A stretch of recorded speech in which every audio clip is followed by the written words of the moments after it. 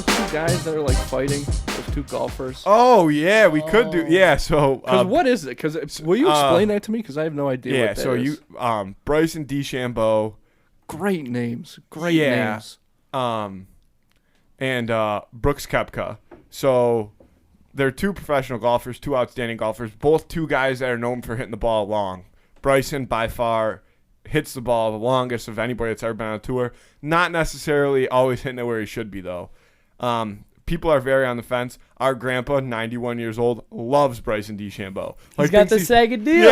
Yeah, Bryson DeChambeau does wear the Sega deal. Confirmed. He stole that from me. So the backstory behind it is Brooks Koepka is a little bit of a hardo. I personally like him, but he's been coming off this like knee surgery. He didn't play well in the Masters because of it, but coming into Sunday of the PGA Championship this past weekend, he was in second place, one stroke back of Phil Mickelson, and he played awful. He putted awful. He did not win, obviously, and there's been some rumors that he's had kind of some beef with Bryson DeChambeau in the past, and he was doing a post-round press conference, and Bryson DeChambeau walked behind him, and some people say he like mumbled something. Other people say it's just because he wears metal spikes so he could hear it, but Brooks Koepka did not like it. Like, absolutely rolled his eyes and was like, what the fuck? Sorry, I lost my train of thought. They had to restart the whole interview. And so now a lot of people are like, are these guys having some issues? And I didn't know this, but I heard it earlier today. There was a time a little while back where Bryson DeChambeau kind of chirped Brooks Koepka, I think in a YouTube video or something, saying that like he was kind of fat or he didn't have a six-pack was the exact line. And Brooks Koepka responded to it by tweeting out a picture of 4 different of his major championship trophies and said, you're right, I'm too shy of a six-pack, like kind of shoving it right back in his face, which I love. That's a good one. I don't know. I mean, do you watch a lot of golf? Yeah, I was just going to say, did you see the tweet that Brooks Koepka sent out today? That was the Aaron Rodgers one? Yeah, he said, sorry, Aaron Rodgers, or something like that. Sorry at Aaron Rodgers, because he's paired with DeChambeau in the tournament against Phil and Brady. And then DeChambeau answered back. He said, well, I'm glad I'm living rent-free in your head. Yeah. It's about time for golf to get into this sort of thing. You know what I mean? So, and I want to talk about the match, they call it, too, because I didn't even really think to bring that up into it.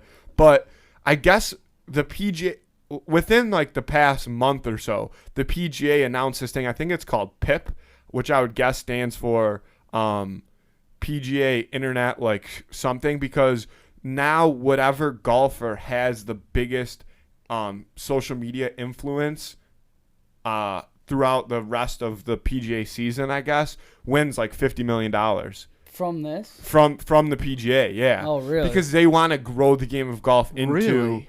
I mean, because we know... Yeah. So a lot of people are saying that has a big part to do with what's going on between these two now, which how could you blame them if there's $50 million on the line? I've heard people talking that they should set up a pay-per-view and fight, like crazy shit. Everybody's doing it. Yeah. You might as well. Right? Shit, anybody can fight anybody now. The match is something else hysterical. So the original match was Tom Brady and Phil Mickelson versus Tiger Woods and Peyton Manning. Yeah, correct? Yep. And they played for like a shit ton of money, like a couple $1 million.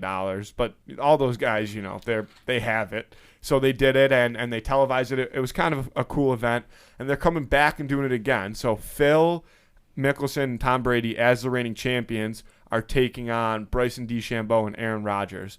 And to speak on that social media stuff, Tom Brady has been hysterical on social media all day. I don't know if you've seen the memes that he's been tweeting.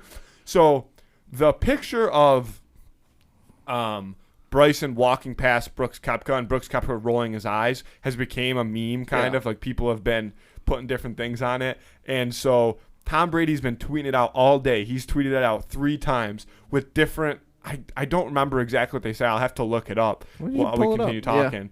Yeah.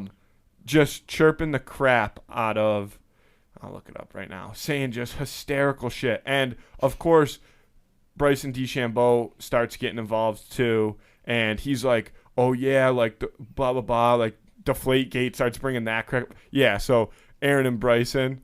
Or wait, that's the last one. Wait, let's go to the first one. So he tweets, it's the picture, and it says, Aaron realizing he has to spend the whole day with Bryson, just happy to be here, like as a meme. And then he comes back in and says, Aaron Rodgers, and in front of Brooks, and then the Packers kicking a field goal down 7, like just taking shots at everybody.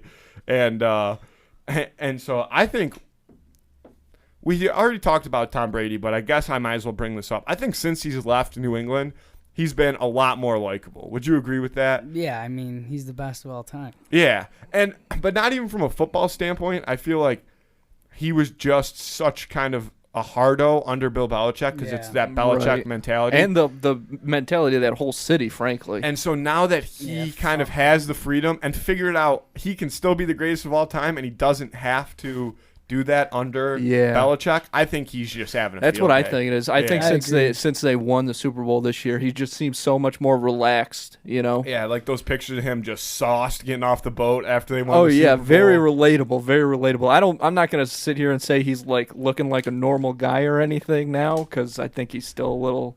I mean, the guy still kisses his kids on the lips, but, you know, he does seem a little more casual, a little more relaxed, which is not a bad thing to see. But I'm glad to hear that golf has a feud brewing, because that's what they need. And I think you're probably right. If $50 million are on the line, that's got to be part of it. And it's a good call. It's a great call. If there's one thing we've learned from Jake Paul and anybody, it's that controversy can really bring people up.